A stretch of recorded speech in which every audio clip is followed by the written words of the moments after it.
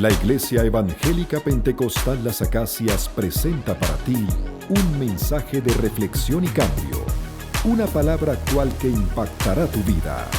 Con ustedes su pastor Samuel Olson. Queremos abrir nuestras Biblias al último capítulo del Evangelio de Lucas y al primer capítulo del libro de los Hechos. Mientras que lo están buscando, les comparto algo que leí en el periódico hoy. Es la 8ª carta que aparece los domingos en uno de los periódicos de la ciudad, escrita por Carlos Dorado. Y entre algunas de las cosas que dice en alusión a su papá, de él, dice esto: tú sabías que el esfuerzo tenía recompensa y la honradez formaba parte del patrimonio de cada familia. Sabías que eras pobre, pero nunca por eso dejaste de ser honrado. Sabías lo que era ser padre. Ejercías esa autoridad que te daba el ser padre. Y bastaba una mirada tuya para saber que lo que estaba haciendo estaba mal. Siempre y toda la vida te traté como usted. No fuiste un amigo, fuiste mi padre. Y siempre exigiste tus derechos como padre y asumiste tus obligaciones con tus hijos. Hasta el extremo que cuando las necesidades te obligaron a tus 40 años, agarraste a tu familia y dejaste tu tierra, tus hijos, para enfrentarte a una América desconocida.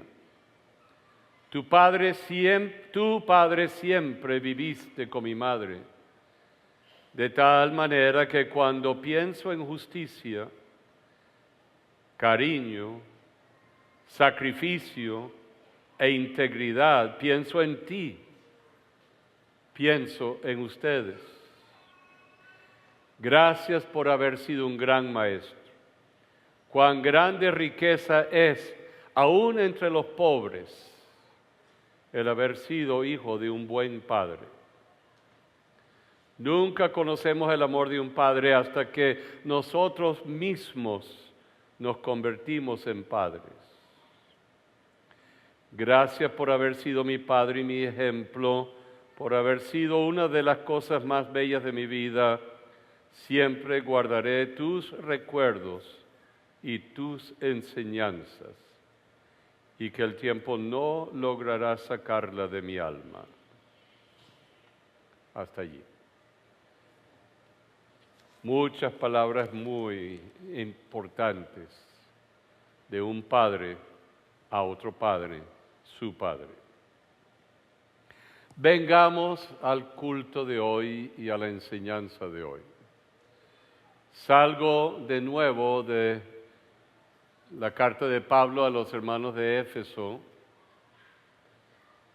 y volvemos a lo que significa en el calendario humano el derramamiento del Espíritu Santo. Algunas veces la gente piensa que ese derramamiento era para aquella ocasión, pero no, es una realidad, es un evento, es una expresión del Espíritu para cada creyente y para la iglesia a lo largo de los siglos.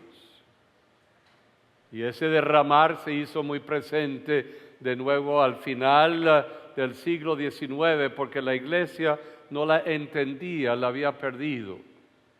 Podríamos hablar muchas horas acerca de ello para entender lo que había ocurrido. Y se fue derramando el Espíritu Santo en la iglesia a lo largo del siglo XX y hasta el presente, que sigue siendo una realidad. Pero hoy vivimos nuestra experiencia y nos estamos guiando como comunidad hacia la semana de Pentecostés, parte de nuestra celebración. Pero obviamente esto podría ocurrir en la vida suya cualquier día del año, cualquier semana del año. Lo importante es tomar las lecciones que hay aquí, pero vengamos a la historia propiamente. Vengamos a lo que ocurrió, a lo que vivieron los discípulos. Jesús había resucitado. Y se pronuncian o se establecen o suceden 40 días a partir de la resurrección. 40 días en que Jesús se aparecía una y otra vez con los discípulos y se hacía real con ellos. No era que simplemente ocurrió cuando resucitó, sino que siguió ocurriendo en 40 días y noches. Recuerden que el número 40 es un número muy importante en la vida del mundo de la fe. Hubo un diluvio de 40 días y 40 noches que trastocó la humanidad para que pudiese haber un nuevo comienzo. Israel había estado en su esclavitud durante cientos de años. Y Dios toma a Moisés y lo tiene en la realeza durante 40 años. Pero luego lo manda al desierto por 40 años para deslastrarlo de toda la dependencia de lo humano. Y luego, ya no conociendo la corte, lo saca de nuevo para liberar a Israel durante 40 años y hacerle caminar por el desierto 40 años para deslastrarlo de la vida de esclavitud y hacerle dependiente de nuevo de Dios para que pudiera entrar en la tierra prometida. Jesús, al haber sido bautizado en agua por Juan el Bautista, es llevado al desierto por 40 días y 40 noches de ayuno para prepararlo espiritualmente, enfrentarlo a las tentaciones del diablo durante ese periodo de tiempo para luego comenzar su ministerio. Pero luego resucita y de nuevo pasa 40 días con sus discípulos, apareciéndoles después de su resurrección, preparándoles a ellos para el momento en que ellos tendrían que asumir la responsabilidad de ser el cuerpo de Cristo, la iglesia de Cristo, e ir con esa responsabilidad a través de los siglos. 40. Siempre un momento muy particular en que la historia cambia y empieza algo nuevo. Estamos terminando ese periodo de tiempo en la iglesia, 28 días, 34 y después los 40. Y veamos lo que ocurrió durante esos 40 días. Vamos a leerlo en Lucas, el capítulo 24, a partir del versículo 45. No me lo borren de la pantalla, me lo dejan allí porque voy a resumir lo anterior. ¿Qué sucedió cuando Jesús resucitó? Primer encuentro con los del camino de Emaús. Luego se aparece a las Marías. Luego se le aparece a los discípulos que estaban en un aposento, aturdidos y temerosos porque había muerto su líder, Jesús. Pero se les aparece y se llenan de alegría y les comprueba que es Él porque lo vieron, pero come con ellos, les invita a poner las manos en el costado. Luego una segunda vez para convencer a Tomás, el que dudaba todo. Y luego se les aparece en la playa del mar, cuando pasada una noche sin ninguna pesca, los ve de lejos y les dice, tiren la red del otro lado, y pescan 153 peces. Y van a la orilla, Y ahí estaba Jesús con ellos y les había preparado un desayuno. Luego camina aparte con Pedro y le pregunta, a pesar de la negación de Pedro, porque tenía una razón de ser con la vida de Pedro, y le dice 3 veces, ¿me amas? Y él responde que Jesús lo sabía. Pero siempre el Pedro hace esa pregunta, ¿y con Juan, tu amado? Y Jesús le dice, a ti no te importa lo que yo voy a hacer con Juan. A ti te importa lo que voy a hacer contigo. Y es una lección para todo hombre, toda mujer que sigue a Jesús, que a pesar de estar en comunidad y en relaciones de bondad y de amor cristiano entre todos nosotros, llega el momento en que uno está a solas, cara a cara con el Señor, y sabemos que el Señor nos está diciendo, el problema no son los demás, o es los demás, el problema eres tú. Y tienes que decidir qué vas a hacer conmigo y qué es lo que yo voy a hacer contigo. Cosa que sucede muy a solas en la vida del hombre, la mujer que sigue a Jesús. Bueno, eso más o menos nos lleva, yo creo que como a 15 días de los 40. Y siguieron apareciendo apariciones de Jesús y se encontraba con ellos. Y se encontraba con ellos para enseñarles, para prepararles. No es que hubo un vacío allí en que no se sabía qué había ocurrido en esos otros 25 días. Pero nos dice la palabra algo muy importante. Primero se les apareció, perdonó a Pedro, confirmó a los de Emmaús, invitó a Tomás y lo restaura. Tantas cosas muy personales para que no dudasen, para que encontrasen. Pero no era lo mismo que antes. Ahora se les aparecía, pero imagínense cómo se les aparecía. Un Cristo irradiante de gloria. ¿Saben lo que es estar frente a frente con Él? Irradiante, pero el Cristo vivo. Oírle, verle, tocarle, comer con Él, pero pertenecía a otra realidad. La de la vida transfigurada, transformada, glorificada, pero igual de real. Imagínese si Jesús se le apareciera a usted así una sola vez. ¿Qué diría usted? Se desmayaría. No puede ser. Se pondría de rodillas y le glorificaría. Bueno, durante 40 días se le fue apareciendo Jesús a esto para que lo creyesen. Está bien, te creemos. Resucitaste, estás aquí y nos llena de alegría porque sabemos que en este momento no estamos solos. Y en ese periodo de tiempo, ¿qué ocurre? Leamos lo que dice aquí. Entonces, ¿qué? Les abrió el entendimiento para que comprendiesen las Escrituras. Sigamos, y les dijo, así está escrito y así fue necesario que el Cristo padeciese y resucitase de los muertos al tercer día. Sigamos. Y que se predicase en su nombre el arrepentimiento y el perdón de pecados en todas las naciones, comenzando desde Jerusalén. Y vosotros, ¿qué?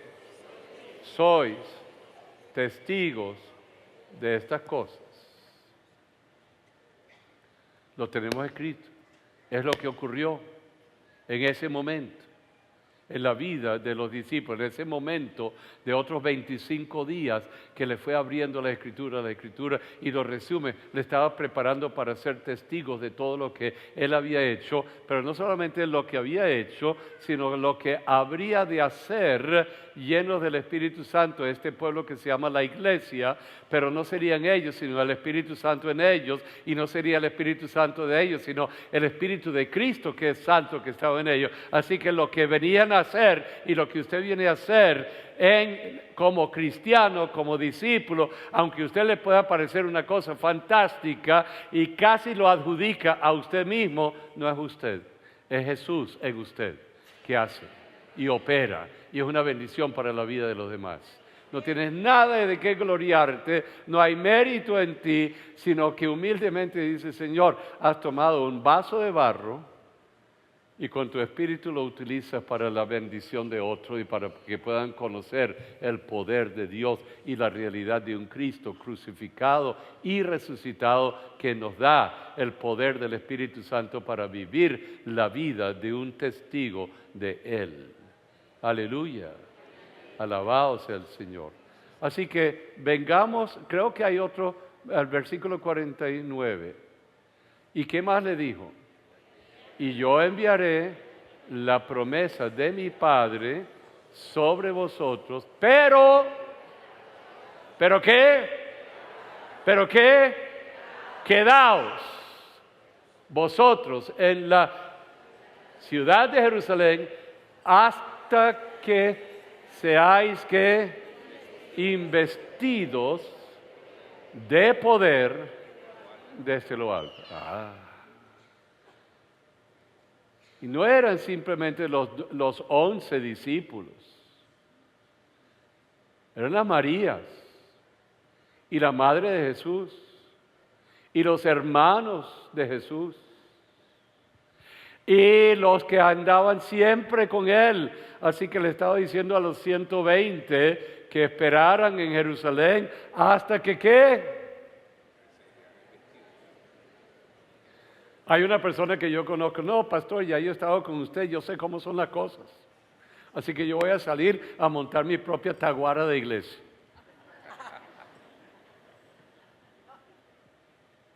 Y nunca le he visto hacer nada en el poder del Espíritu Santo.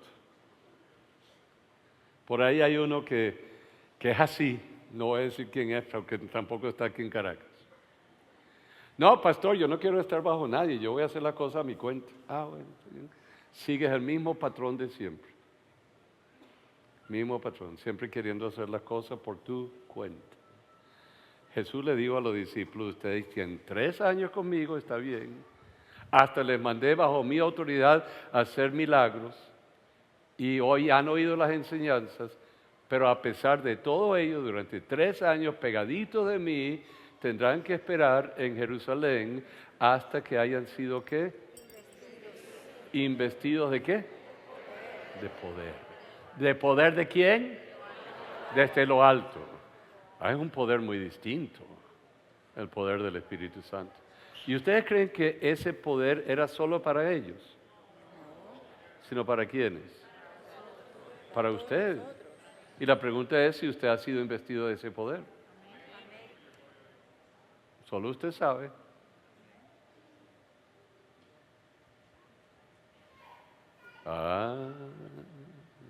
¿Y qué más dice allí? Vamos a ver. Dice algo más en el versículo 50. ¿O se acabó allí? Creo que se acabó. Ok, Hechos del capítulo. No, y los sacó fuera hasta Betania y alzando sus manos, ¿qué? Los bendijo. Y aconteció que bendiciéndoles se separó de ellos y fue llevado, ¿qué? La ascensión de Cristo. La ascensión. Hay una ciudad en Margarita que se llama Asunción. Okay. Pero no es lo que ocurrió en Asunción. Okay. Bien, ascendió. Ahora vengamos, ese es Lucas que lo escribe y termina el Evangelio. Pero luego escribe otro tomo, que es el libro de los Hechos, de los Apóstoles. Pero realmente no es el libro de los Hechos de los Apóstoles, es el libro de los Hechos del Espíritu Santo a través de los Apóstoles. Y no es el hecho de los Hechos del Espíritu Santo, son los Hechos de Jesús por el Espíritu Santo a través de los Apóstoles. ¿Okay? Porque eso es la iglesia. Todos somos cuerpo de Cristo y somos parte de ese mundo de Dios. Vengamos a Hechos del capítulo 1. Muy bien. Fíjense, no voy a entrar en esta es una carta que él escribe a Teófilo, que era un gobernante, y quería demostrarle todas las cosas para que todo estuviese ordenado, todo tranquilo. Vamos a llegar al porqué de esta espera, pero es importante llegar al porqué de esta espera entendiendo el preámbulo. A quienes también, después de haber padecido, esto repite un poco lo del final de Lucas, el mismo autor, se presentó vivo con muchas ¿qué? Ajá. ¿Será real la resurrección de Cristo? Dice Lucas, médico, a Teófilo, gobernante. Mire, he organizado toda la información y te quiero decir, Teófilo, que tú eres mi amigo. El nombre Teófilo quiere decir amado de Dios. ¿Okay? Teófilo, te quiero escribir esto para que sepas que se presentó vivo con muchas ¿qué? ¿Cómo? ¿Pruebas qué? Indubitables. Él no hace la lista aquí, pero ya sabemos algunos. Comió con ellos, se les apareció, le hizo la comida, habló con ellos, lo vieron, lo tocaron y después una infinidad de otras cosas que ahorita no viene al caso. Un domingo uno podría decir, estas son las pruebas de la resurrección de Cristo, pero se les presentó con pruebas que evidencias absolutamente reales. Lo está diciendo un médico, Lucas. No puedes dudar de que Jesús haya resucitado. Y porque más adelante, dicen, tenían que completar la pérdida de Judas y tenían que buscar el 12 de nuevo para completar los 12 y tenía que haber sido presenciante o tenía que haber estado allí cuando Cristo resucitó y se les presentó y habló con ellos y anduvo con ellos. Esa era una de las características de los apóstoles, de los discípulos. Tenía que ser uno que había andado y caminado con Cristo desde el bautismo de Cristo hasta la muerte, pero también con la resurrección y hubiese estado allí vivo y coleando. Okay, para estar seguro de que nadie fuera a decir que esto no era verdad. ¿Qué dice?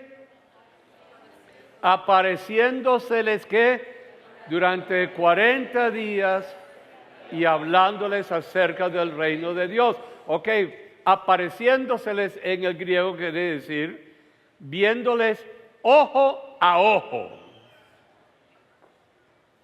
No, se les apareció viéndolos ojo a ojo para que ninguno pudiese negar que había visto durante 40 días en sus apariciones a Jesús.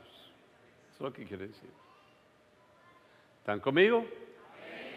Digo esto porque algunos, bueno, yo no sé si resucitó. No, pero si aquí dice que lo vieron toda esta gente, eran 120 que estaban ahí y si hubiese sido una mentira, ¿usted cree que los 120 guardan la mentira? No. Alguien va a decir, mira, yo estuve ahí, están fabricando esa broma. 120, ok. Y les hablaba acerca de ¿qué? ¿Del qué? Del reino de Dios. Ese era el tema. O sea, desde su muerte, su resurrección y ahora lo que habría de ocurrir, y recoge todas las enseñanzas del Antiguo Testamento pertinentes a Jesús y se los enseña para que estuviesen claros durante todo ese tiempo y tuviese bien cimentado dentro de ellos la realidad del reino de Dios. Y a pesar de ello, vengamos al versículo 4. Bueno, hay más. Y estando juntos, les mandó que no se fueran de Jerusalén, sino que esperasen que la promesa del Padre, la cual les dijo, oísteis de mí. Versículo 5. Porque Juan ciertamente os bautizó con agua, mas vosotros seréis bautizados con el Espíritu Santo dentro de no muchos días. Era la primera vez, usted dice, pero yo siempre oigo de eso, pero esa es la primera vez que lo estaban oyendo. Era la promesa. Él dijo, yo no les voy a dejar solos, yo tengo que irme para que les pueda enviar mi espíritu, para que no esté fuera de ustedes, sino que mi espíritu esté dentro de ustedes. Y que yo sea el guía, el maestro, el poder de vuestras vidas. Y por eso es tan distinto el verdadero creyente a todos los demás, porque usted no es el mismo, usted es otro, usted es portador de la presencia de Jesús. Y por eso usted sabe que hay un conflicto entre su nueva manera de pensar y su vieja manera de pensar, su nueva manera de vivir y su vieja manera de vivir. Y usted quiere una explicación de eso, léase la epístola de los Romanos, capítulo 6, 7, 8, algún día llegaremos a eso. Pero hay siempre una lucha entre la carne y el espíritu dentro de nosotros, porque el Espíritu Santo nos va guiando, porque el Espíritu de Jesús está allí para guiarte, enseñarte y darte poder para vivir como un testigo del Señor. Sigamos, versículo 6. Entonces, a pesar de todo el tiempo con Él, a pesar de 40 días con Él, a pesar de que acaba de hablar desde el reino de Dios, estos todavía tenían un problema. Querían un cambur. Veamos lo que dice. Entonces, los que se habían reunido le preguntaron, Señor, ¿restaurarás el reino a Israel en este tiempo? O sea, ¿no vas a quitar el yugo romano para que nosotros tengamos nuestro propio gobierno de Israel? No es, el problema es, yo quiero poder. Y hay gente que vende su patrimonio, su primogenitura, por cualquier expresión de poder humano. Claro, hay formas ilegítimas como ciudadanos del país, pero algunos pierden y quieren que la iglesia se venda al Estado. O viceversa, hay quienes quieren que la iglesia sea comprada por el Estado. Y la iglesia no es, porque la iglesia es un reino totalmente distinto. Hay una separación entre la iglesia y el Estado. Y nadie puede gobernar en la iglesia sino Jesús, el Señor, por medio de su Espíritu Santo y la palabra. Hay que entender eso. Hay que entenderlo. Y podríamos entrar en el problema Constantino, en que el siglo IV, Constantino se convirtió a Cristo, y como él se convirtió a Cristo y él era el emperador, él hace que todos los europeos se conviertan a Cristo, que no se convirtieron nada, sino que tuvieron que hacerlo porque lo dijo el emperador. Y por eso, cuando eso es así, la gente no se convierte, porque la conversión empieza por una acción ¿de qué? Del Espíritu Santo en mi vida, y no me doblego ante el emperador, me doblego ante el Señor de señores, el Rey de reyes. Jesús es el Señor de la iglesia. Aleluya. Entonces, eso hay que meterlo, si no usted se confundirá. Y usted querrá, bueno, ¿por qué? Y no voy a entrar en todos los por qué, porque me meto en otro problema. Okay. Ya dije bastante. Pero estoy diciendo que estos discípulos todavía no les entraba de que esto tenía que ver con el reino de Dios y no con Israel. ¿Y cuál es la respuesta de Jesús? Se esquiva y le dice, usted no ha entendido nada. Y le dijo, no os toca a vosotros saber los tiempos y las sazones que el Padre puso en su sola potestad. Ni yo sé cuándo va a venir el reino de Dios a la tierra. ¿Eso le toca a quién? Al Padre. A su Padre le toca eso. Jesús le dijo, ni yo, el Hijo de Dios, sé cuándo va a suceder eso. Esto es cosa de Dios con la historia humana. Mientras tanto, a mí y a ti te toca vivir como cristianos en cualquier circunstancia y ser leales a los valores de la fe cristiana en todo momento, sin vender tu patrimonio espiritual, tu primogenitura, por cualquier tontería. Y por eso la gente da su vida por el Señor. Podríamos entrar en la larga lista. Hay más que han sacrificado su vida en el siglo XX que en toda la historia pasada por el Señor, en distintas partes del mundo. Sigamos, versículo 8. ¿Qué? ¿Pero qué? Recibiréis ¿qué? Poder cuando haya venido sobre vosotros el Espíritu Santo y me seréis testigos, no en Israel. Tranquilo, hermano, me van a hacer testigos ¿a dónde? En Jerusalén, en Judea, en Samaria, ¿y hasta dónde? Así que si el Señor te está llamando a la China, es porque Él quiere que tú seas un testigo de Cristo en el reino de Dios en la China. Así que esto no tiene que ver con Venezuela, esto no tiene que ver con Caracas, esto tiene que ver con el Señor que está extendiendo su reino en toda la faz de la tierra. Así que no vayas a confundirte porque pues, el Señor podría estar trabajando contigo y quiere que vayas allá a una aldea de los indígenas, allá en la frontera entre Brasil y Colombia y Venezuela, en donde los tres se juntan. Ah, no. Ok, seguimos. Versículo 9. Y habiendo dicho estas cosas, viéndoles ellos, fue alzado y le recibió una nube que le ocultó de sus hijos. Estamos de nuevo al final del capítulo 24 de Lucas, pero ya llegó aquí. Ahora venimos a versículo 10.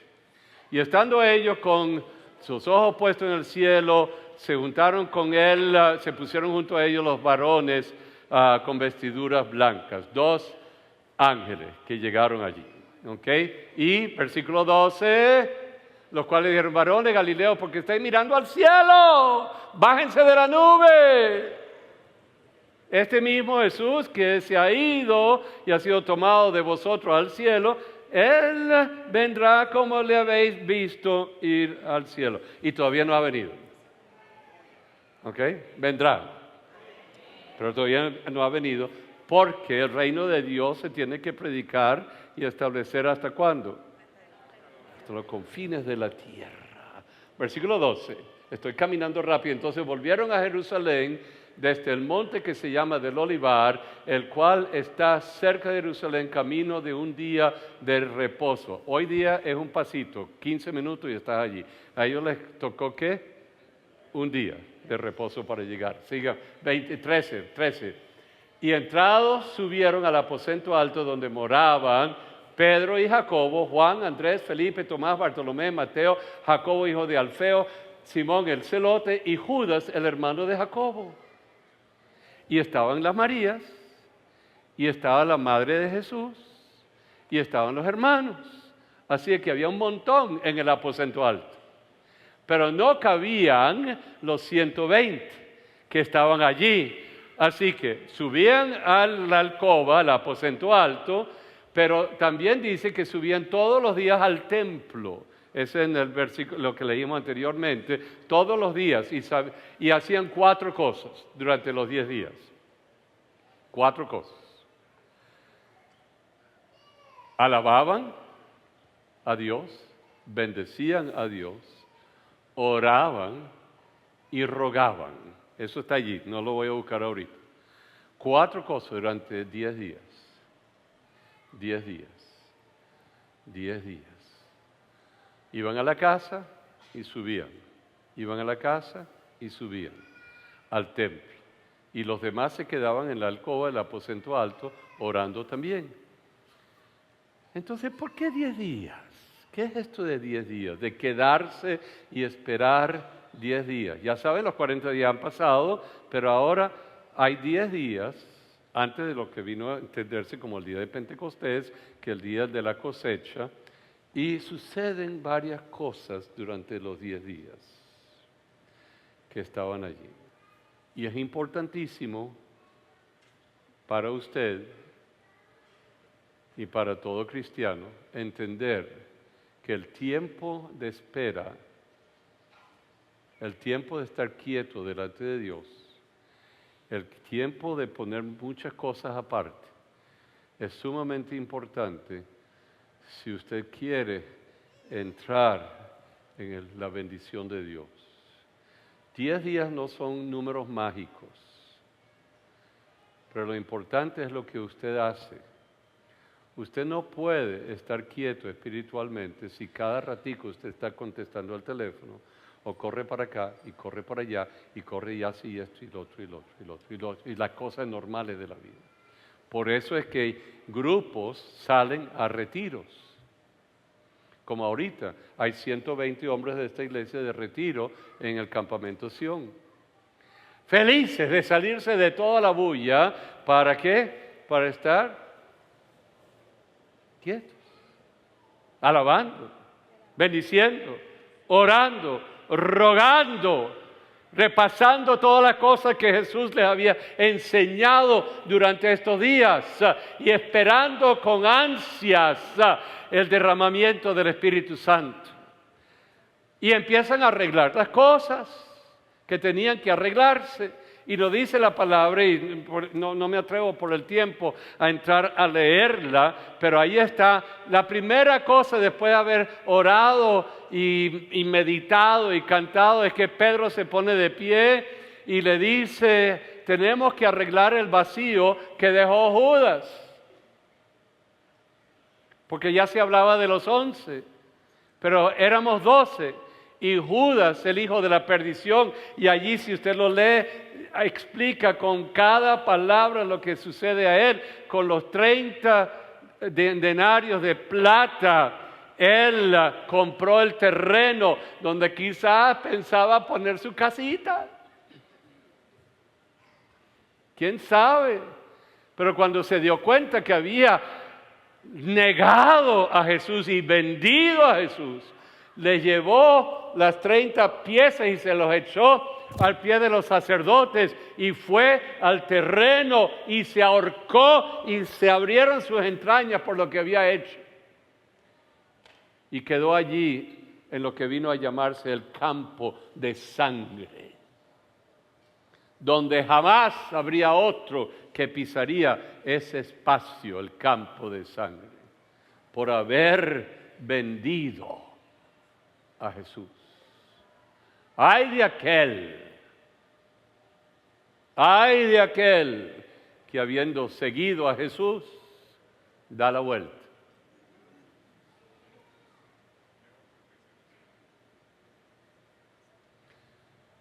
Pero entonces, habiendo ese vacío entre los 12, habían 11, se busca quién podría llenar ese espacio entre los 120. Y dijo, los criterios son estos: que estuvieran en el bautizo de Jesús, que nos hubiesen acompañado durante estos 3 años, en las enseñanzas, en todo lo que fue nuestra vivencia con Jesús, que hubiesen sido leales, que hubiesen visto al Cristo crucificado y que hubiesen vivenciado al Cristo resucitado, que hubiese estado allí en los días posteriores durante los 40 días y 40 noches, y que estuviesen aquí entre los 120. Y lo redujeron a 2 personas, a uno llamado José y al otro Matías. Préstame tu Biblia porque la dejé ahí arriba. Ok, y entonces dice así: era tan importante cada detalle para que se cumpliese exactamente lo que ellos sentían ser la dirección. Y orando, dijeron, tú, Señor, que conoces los corazones de todos, muestra cuál de estos 2 has escogido para que tome la parte de este ministerio y apostolado, de que cayó Judas por transgresión para irse a su propio lugar. Y echaron suertes en oración, no así en la mesa de los dados, tú sabes, a ver qué sale. No, habiendo orado con mucho cuidado, habiendo escogido 2 que para ellos humanamente hablando llenaban sus criterios, pero los pusieron en oración, echaron suertes y quedó Matías. Y a partir de allí se vuelve a hablar de los 12. Ok, era un momento muy importante, pero esta parte, fíjense todo el trabajo, todo lo que tenían que hacer durante los 10 días de espera. No era simplemente, no, estaban orando, alabando, bendiciendo al Señor y estaban rogando. Señor, ayúdanos en este proceso, ayúdanos en lo que está ocurriendo. Así que ya sabemos lo que hacían, algunas de las cosas que hacían, que estaban orando, arreglando la casa y estableciendo, para decirlo así, prioridades en la iglesia.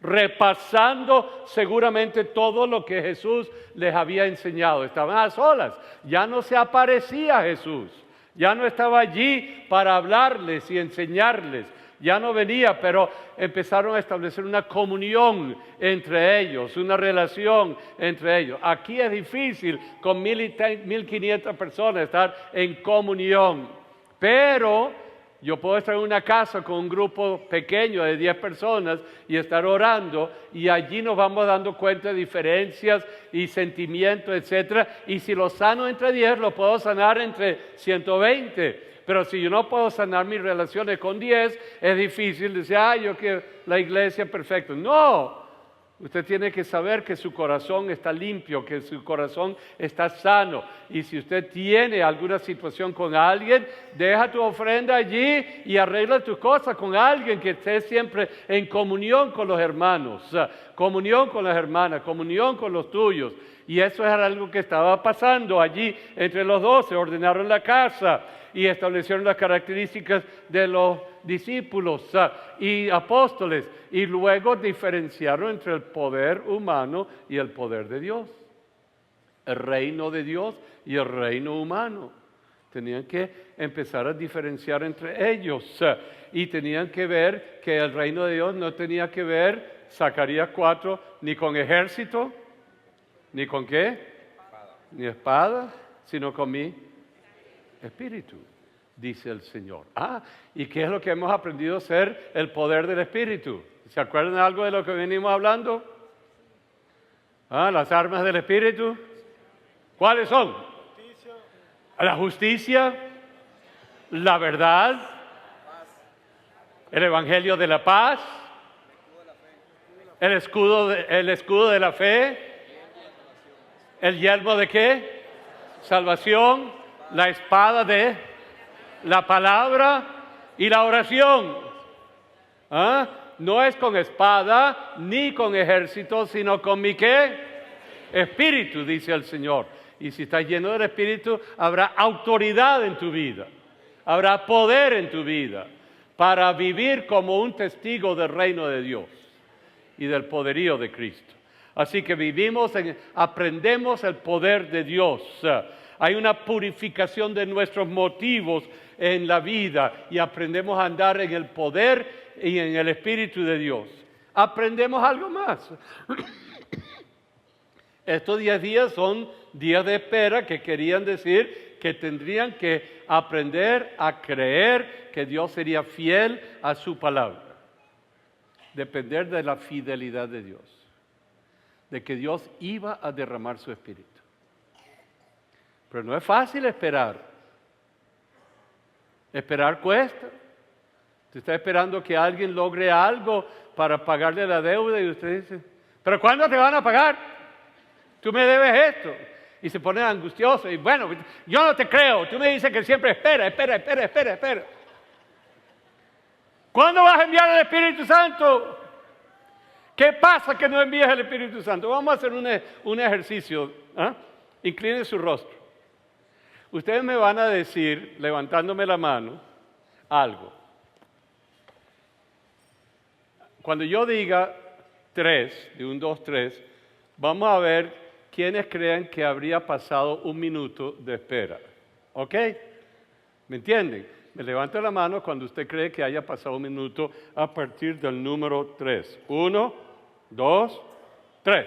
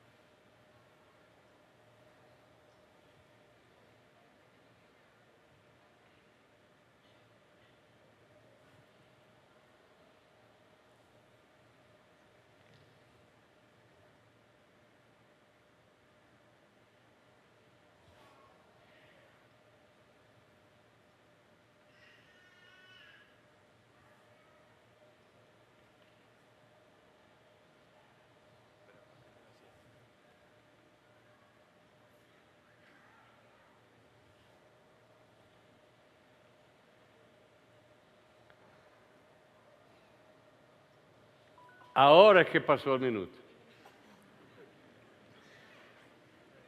Algunos de los 20 segundos ya tenía la mano así.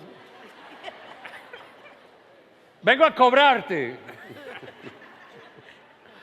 Porque vivimos una eterna qué difícil es esperar. ¿Por qué no salió la comida a tiempo para ponerla en la mesa? ¿A qué hora vas a venir? ¿Por qué no llegaste? Y nos ponemos en una tensión. Se nos hace difícil esperar. Qué difícil es esperar. Isaías, el capítulo 40, no lo busquen, dice, los que esperan en Jehová, se levantarán como qué, y correrán y no se fatigarán y todo lo demás. Qué difícil es esperar y estar quietos. Si usted estuviese en el campo, adentro en el campo, usted podría pasar un día y estar tranquilo. Pero aquí en Caracas, nos vemos tensos. Y me están diciendo, apúrate, Samuel. Ok, y lo último, en la espera, uno espera y por fin uno entiende que Dios cumple su promesa. Y a los 10 días, en el día de Pentecostés, ¿qué hizo? Derramó el Espíritu Santo. Pero se aprende a esperar en la fidelidad de la palabra de Dios, la promesa que se va a cumplir. Si Él lo prometió, lo cumplirá. Así que la espera también es una prueba de tu fe. ¿Crees de verdad? No solamente si Él es fiel, ¿crees? La espera te hace preguntarte, yo creo en esto, ¿cuál es mi fe? Él dijo, además Él dijo que si yo creo en Él, soy salvo. Entonces la espera de esos 10 días era un proceso de cambio, de purificación, de transformación, de poner mis objetivos, mis valores en lugar. Sí, yo vivo en una tierra terrenal, yo tengo mis obligaciones de día y de noche como ciudadano, como padre, como familia, pero en el mundo del espíritu yo tengo otro juego de valores que imparten e impregnan e influyen en mi estilo y mi manera de vivir. Así que todo lo que es poder tiene otro cariz. Todo lo que es mi fe, mi confianza, mi prueba, mi forma de ser, todo esto viene a ser transformado cuando aprendo a estar quieto. Y en ese proceso el grupo de los apóstoles tuvo que empezar a manejar esta espera sabiendo que Dios le había prometido el bautismo del Espíritu Santo y que vendría sobre ellos y les daría poder para ser testigos. Incline su rostro. Oigan lo que les voy a decir porque el tiempo se acorta en este culto de las 9. Quisiera pedirles, aunque ya lo dije al comienzo, 10 días de espera no es un número específico como una regla. Pero permítase usted un periodo de tiempo en estos días que vienen, durante esta semana, en que usted pondrá su vida delante del Señor como parte de esta iglesia, esperando que Dios nos preparará de tal manera que haya un nuevo derramar de su espíritu en las acacias. Ustedes son parte de esta congregación. Estamos cumpliendo 60 años de vida. Se cumplirán el primer domingo de agosto. Y lo primero que deseamos como iglesia es que en oración, alabanza, bendición al Señor y en nuestros ruegos, Él invista a esta iglesia de nuevo con su Espíritu Santo. Y que veamos lo que nunca hemos visto en el pasado. Manifestaciones increíbles del poder de Dios. Manifestaciones increíbles con señales y milagros. Con palabras que guíen esta iglesia. Estaremos buscando la faz del Señor en estos días y queremos que el Espíritu Santo nos muestre lo que Él quiere hacer con esta iglesia durante los próximos 10 años. ¿Por dónde nos va a llevar? ¿Cuáles ríos hemos de cruzar? ¿Cuáles montes hemos de subir para dominar y para traer la bendición de Dios? Lo que Él querrá hacer con muchos de los que estamos bajo este techo. Llamados, nuevas expresiones de la iglesia de las acacias en distintas formas. Que la vida suya sea llevada por nuevas rutas. Y que usted vea la gloria de Dios. Que vea milagros en su vida, su hogar, su familia. Y que esta iglesia sea para Caracas y para el país una iglesia que irradie la gloria de Dios. Yo no quiero decirles que pasen 10 días, ni un día, sino cuántos van a dedicarse a esperar en el Señor durante esta semana, orando, buscando la faz del Señor. Yo no estoy diciendo que tienen que venir acá, sino que usted esperará en el Señor, pondrá esta iglesia y su vida ante el altar de Dios en adoración y alabanza. Y que el Señor muestre la gloria de Él. Aleluya. Y que haya un renovar del Espíritu Santo en nuestro medio. Aleluya. Fue el mensaje de la palabra de Dios expuesto por el pastor Samuel Olson de la Iglesia Evangélica Pentecostal Las Acacias. Si deseas adquirir este material, puedes llamar al teléfono 213-7031.